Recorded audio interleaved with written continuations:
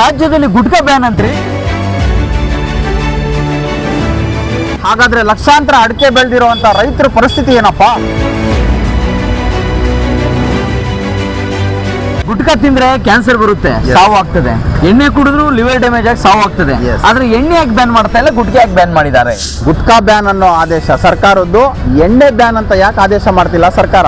So ನಾನು ನಿಮ್ ಚೇತನ್ ಕುಮಾರ್, ನಮ್ಮ ಜೊತೆ ಇದ್ದಾರೆ ಬರಗೂರು ಅರ್ಷದ್. ಇವತ್ತು ನಾವು ಬಂದಿರತಕ್ಕಂಥ ಟಾಪಿಕ್ ಗುಟ್ಕಾನ, ತಂಬಾಕನ್ನ ಇವತ್ತು ಸರ್ಕಾರ ನಿಷೇಧ ಮಾಡಿದೆ.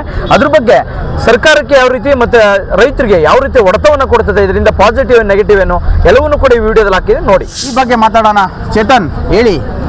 ಏನ್ ಗೊತ್ತಾ, ಗುಟ್ಕಾ ಬ್ಯಾನ್ ಮಾಡೋದ್ರಿಂದ ಪಾಸಿಟಿವ್ ಮತ್ತೆ ನೆಗೆಟಿವ್ ಎರಡೂ ಕೂಡ ಇದೆ. ಒಂದ್ ಕಡೆ ಪಾಸಿಟಿವ್ ಏನಂತಂದ್ರೆ ಯುವಕರ ದೃಷ್ಟಿಯಿಂದ ಯುವಕರು ಹಾಳಾಗ್ತಾರೆ, ದಾರಿ ತಪ್ತಾರೆ. ಒಂದ್ ಕಡೆ ಯುವಕರು ಉದ್ದೇಶ ಒಳ್ಳೇದಾದ್ರೆ, ಇನ್ನೊಂದ್ ಕಡೆ ಎಷ್ಟೋ ರೈತಾಪಿ ಕುಟುಂಬಗಳು ಈ ಅಡಿಕೆನ ನಂಬಿದ್ದಾರೆ. ಎಕ್ಸಾಂಪಲ್ ಮಲೆನಾಡು ಭಾಗದಲ್ಲಿ ಅತಿ ಹೆಚ್ಚು ಅಡಿಕೆಗಳಿಂದಲೇ ರೈತರು ಅವಲಂಬಿತರಾಗಿದ್ದಾರೆ. ಅದರಲ್ಲೂ ಬರದನಾಡಾದ್ರೂ ಕೂಡ ಹೆಚ್ಚು ಅಡಿಕೆ ಗಿಡನ ನೆಟ್ಟು ಅದರಿಂದನೇ ಜೀವನ ಮಾಡಬೇಕು ಮುಂದೆ ಅಂತ ಅಂದ್ಬಿಟ್ಟು ಅನೇಕರು ಕನಸ್ಕೊಂಡಿರ್ತಾರೆ. ಬಹುಶಃ ಅಂಥವ್ರೆಲ್ಲರಿಗೂ ಕೂಡ ಒಂದು ಪೆಟ್ಟು ಬಿದ್ದಂಗೆ ಆಗುತ್ತೆ. ಇನ್ನೊಂದು ನಾವು ಹಿಂದೆ ನೋಡೋದಾದ್ರೆ ಕೇಂದ್ರ ಸರ್ಕಾರ 2016 ಟೈಮಲ್ಲಿ ನೋಟನ್ನ ಬ್ಯಾನ್ ಮಾಡ್ತು. ಆ ಸಂದರ್ಭದಲ್ಲಿ ರಾತ್ರಿ ಬ್ಯಾನ್ ಮಾಡಿದಾಗ ಎಷ್ಟೋ ಬಡವರು ಆ ನೋಟ್ಗಳನ್ನ ಇಟ್ಕೊಂಡು ಕ್ಯೂ ನಿಂತ್ಕೊಂಡು ಸರ್ಕಾರ ಅಷ್ಟು ಬಡವ್ರಿಗೆ ಏಟಾಯ್ತು. ಅದೇ ರೀತಿ ಇವತ್ತು ಕೂಡ ಎಷ್ಟೋ ಬಡವರು ಈ ಬ್ಯಾನ್ ಮಾಡಿರೋದ್ರಿಂದ ಆ ಅಡಿಕೆ ತೋಟ ನಮ್ಮ ನೆಚ್ಕೊಂಡು ಜೀವನ ಮುಂದೆ ಇನ್ನೊಂದು 10 ವರ್ಷಕ್ಕೆ ನಾವು ನೆಮ್ಮದಿಯಾಗಿರ್ಬೋದು ಅಂತ ಕನಸ್ಕೊಂಡರು. ಎಷ್ಟೋ ಜನ ಸಂದರ್ಭದಲ್ಲಿ ನೋಟ್ಗಳನ್ನ ಇಟ್ಕೊಂಡು ಬ್ಯಾಂಕ್ಗಳ ಮುಂದೆ ದಿನನಿತ್ಯ ಅಲ್ದಾಡೋ ಪರಿಸ್ಥಿತಿ ಬಂದಿದೆ. ಅದೇ ರೀತಿ ಮುಂದೆ ಅಡಿಕೆ ಬೆಳೆಗಾರರು ಬೆಳೆದಿರ್ತಕ್ಕಂಥದ್ದನ್ನ ಆ ಅಡಿಕೆ ಇಟ್ಕೊಂಡು ಅಲ್ದಾಡ್ತಕ್ಕಂಥ ಪರಿಸ್ಥಿತಿ ಬರಬಹುದು ಅಂತಾನು ಊಹಿಸ್ಬೋದು. ಎಸ್ ಚೇತು, ಈಗ ಸರ್ಕಾರ ತಗೊಂಡಿರೋ ನಿರ್ಧಾರ ಒಂದು ದೃಷ್ಟಿಯಲ್ಲಿ ಆರೋಗ್ಯ ಅಂತ ಯೋಚನೆ ಮಾಡದಂಥ ಸಂದರ್ಭದಲ್ಲಿ ಒಳ್ಳೆ ನಿರ್ಧಾರ ಮಾಡಿದೆ. ಸಾಕಷ್ಟು ಗುಟ್ಕಾ ಕಂಪನಿಯ ಮಾಲೀಕರು ಸಾಕಷ್ಟು 15-20 ಟನ್ ಅಡಿಕೆನ ಸ್ಟಾಕ್ ಮಾಡಿ ಆ ಒಂದು ವ್ಯವಹಾರಕ್ಕೆ ಬಳಸ್ತಿರ್ತಾರೆ. ಈ ಸರ್ಕಾರ ಏಕಾಏಕಿ ಗುಟ್ಕಾ ಬ್ಯಾನ್ ಮಾಡಿರೋದ್ರ ಹಿಂದೆ ಏನಾದರೂ ಮಸಲತ್ ಇದೆಯಾ ಅನ್ನೋದು ಒಂದು ಪ್ರಶ್ನೆ ಕಾಡುತ್ತೆ. ಯಾಕಪ್ಪ ಅಂತಂದರೆ ಸಾಕಷ್ಟು ಕಂಪ್ನಿಗಳು ತೆರಿಗೆ ಕಟ್ಟಿಲ್ಲ, ರಿನಿವಲ್ ಮಾಡಿಸಿಲ್ಲ ಅನ್ನೋದು ಎಲ್ಲೋ ಒಂದು ಕಡೆ ಕೂಗಿರೋವಂಥದ್ದು. ಎಲ್ಲ ಏಕಾಏಕಿ ಸರ್ಕಾರ ಈ ಥರ ಬ್ಯಾನ್ ಅನ್ನೋ ಅಂತ ಹೇಳ್ಬಿಟ್ಟು ಒಳಗಡೆ ಒಂದು ಮೀಟಿಂಗ್ ಮಾಡಿ ಮತ್ತೆ ಆಯಿತು ಏನೋ ಈ ಆದೇಶನ ಹಿಂಪಡೆದಿದ್ದೀವಿ ಅಂತನಾದರೂ ಆಗ್ಬೋದಾ ಇದು? ಯಾಕಂದರೆ ಸಾಕಷ್ಟು ಸಾರ್ವಜನಿಕರ ಚರ್ಚೆಯಲ್ಲಿ ಇದೇ ಇರೋದು. ಹೆಂಗೆ ಬ್ಯಾನ್ ಮಾಡಿಬಿಡ್ತಾರೆ? ಅಷ್ಟೊಂದು ದೊಡ್ಡ ಮಟ್ಟದಲ್ಲಿ ಬೆಳೀತಿರುವಂಥ ಅಡಿಕೆ ಬೆಳೆ, ಆಮೇಲೆ ಗುಟ್ಕಾಗೆ ಸಾಕಷ್ಟು ಜನ ಅಡಿಕ್ಟ್ ಆಗಿರುವಂಥದ್ದು ನಮ್ಮ ರಾಜ್ಯದಲ್ಲಿ. ಅದರಲ್ಲೂ ಕೂಡ ಒಳ್ಳೆ ದುಡ್ಡನ್ನು ಸಂಪಾದನೆ ಮಾಡ್ತಾವ್ರೆ.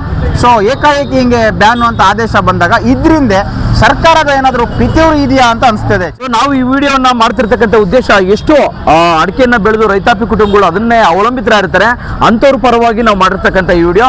ಬಹುಶಃ ಸರ್ಕಾರ ಯಾವ ಮಾನದಂಡ ಇಟ್ಕೊಂಡು ಮಾಡಿದೆ ಗೊತ್ತಿಲ್ಲ, ಆದರೆ ಎಷ್ಟೋ ಜನ ಅಡಿಕೆಯನ್ನ ಅವಲಂಬಿತ ಇರ್ತಕ್ಕಂಥ ಅವರೆಲ್ಲರಿಗೂ ಕೂಡ ಒಂದು ಪರ್ಯಾಯವಾದ ವ್ಯವಸ್ಥೆಯನ್ನು ಮಾಡಿ ಸರ್ಕಾರ ಅದಕ್ಕೆ ಮುಂದೆ ಕ್ರಮ ತಗೊಳ್ಬೇಕಾಯ್ತು. ಏಕಾಏಕಿ ಅಡಿಕೆಯನ್ನ ಬ್ಯಾನ್ ಮಾಡಿದೆ, ಪಾನ್ ಮಸಾಲನ ಬ್ಯಾನ್ ಮಾಡಿದ್ರೆ ಎಷ್ಟೋ ಅಡಿಕೆ ಬೆಳೆಗಾರರು ಅವರೆಲ್ಲರೂ ಕೂಡ ಬೀದಿ ಬರ್ತಕ್ಕಂಥ ಪರಿಸ್ಥಿತಿ ಆಗ್ಬೋದು. ಎಷ್ಟೋ ಜನ ಅಡಿಕೆನ ಸ್ಟೋರ್ ಮಾಡಿರ್ತಕ್ಕಂಥವ್ರು ಮುಂದೆ ಅವ್ರ ಗತಿ ಏನಾಗಬಹುದು ಅಂತ ಗೊತ್ತದ್ದು ಕೂಡ ಬಹಳ ಯಕ್ಷ ಪ್ರಶ್ನೆಯಾಗಿ ಕುತೂಹಲವಾಗಿ ಇವತ್ತು ಗೊಂದಲಗೂಡಾಗಿ ಇವತ್ತು ಇಡೀ ರಾಜ್ಯದಲ್ಲಿ ಆವರಿಸಿಕೊಂಡಿದೆ. ಎಸ್, ಸರ್ಕಾರ ಅಡಿಕೆ ಬ್ಯಾನ್ ಮಾಡೋಕ್ಕಿಂತ ಮುಂಚೆ ಲಕ್ಷಾಂತರ ರೈತರ ಕಷ್ಟವನ್ನು ಒಂದು ನಿಟ್ಟಿನಲ್ಲಿ ಯೋಚನೆ ಮಾಡಬೇಕಾಗಿತ್ತು. ಯಾಕಂದರೆ ಈ ಗುಟ್ಕಾನ ರಾಜ್ಯಾದ್ಯಂತ ಈಗೇನು ಎಲ್ಲ ಪ್ರತಿಯೊಂದು ಅಂಗಡಿಗಳು ಸಿಗ್ತಾ ಇದೀವಲ್ಲ, ಈ ಗುಟ್ಕಾದಲ್ಲಿರುವಂತಹ ನಿಕೋಟಿನ್ ಅಂಶವನ್ನು ಕಡಿಮೆ ಮಾಡಿ ಆದೇಶ ಆದರೂ ಮಾಡ್ಬೋದಾಗಿತ್ತು. ಸಾಕಷ್ಟು ಇದ್ದಾವೆ. ಯಾಕಂದರೆ ಈ ಒಂದು ಆದೇಶ ಸಾಕಷ್ಟು ಲಕ್ಷಾಂತರ ರೈತರ ಹೊಟ್ಟೆಗೆ ಹೊಡಿತಿದೆ ಅನ್ನೋದೇ ನಮ್ಮ ಮೂಲ ಉದ್ದೇಶ. ಸಾರ್ವಜನಿಕರಲ್ಲಿ ಈಗಾಗಲೇ ಸಾಕಷ್ಟು ಚರ್ಚೆ ನಡೀತಿದೆ. ಗುಟ್ಕಾ ಬ್ಯಾನ್ ಬಗ್ಗೆ ಸಾರ್ವಜನಿಕರು ಮಾತಾಡ್ತಾ ಇದ್ದಾರೆ. ಈ ಒಂದು ವಿಡಿಯೋ ನಿಮ್ಗೆ ಏನಾದರೂ ಇಷ್ಟ ಆಯಿತು ಅಂತಂದರೆ ಲೈಕ್ ಮಾಡಿ, ನಿಮ್ಮ ಅಭಿಪ್ರಾಯನ ಕಮೆಂಟ್ಸ್ ಮಾಡಿ. ನೀವು ಸಣ್ಣ ಆಗ್ಬೇಕಲ್ವಾ? ಅದು ಒಂದು ಉತ್ತಮ ಆಹಾರದಿಂದ ಸಣ್ಣ ಆಗ್ಬೇಕಲ್ವಾ? ಪ್ರತಿದಿನ ನಮ್ಮ ಜೀನಿ ಸ್ಲಿಮ್ನ ಯೂಸ್ ಮಾಡಿ ಯಾವುದೇ ಸೈಡ್ ಎಫೆಕ್ಟ್ ಇಲ್ದಂಗೆ ನೀವು ಸಣ್ಣ ಆಗ್ತೀರಾ.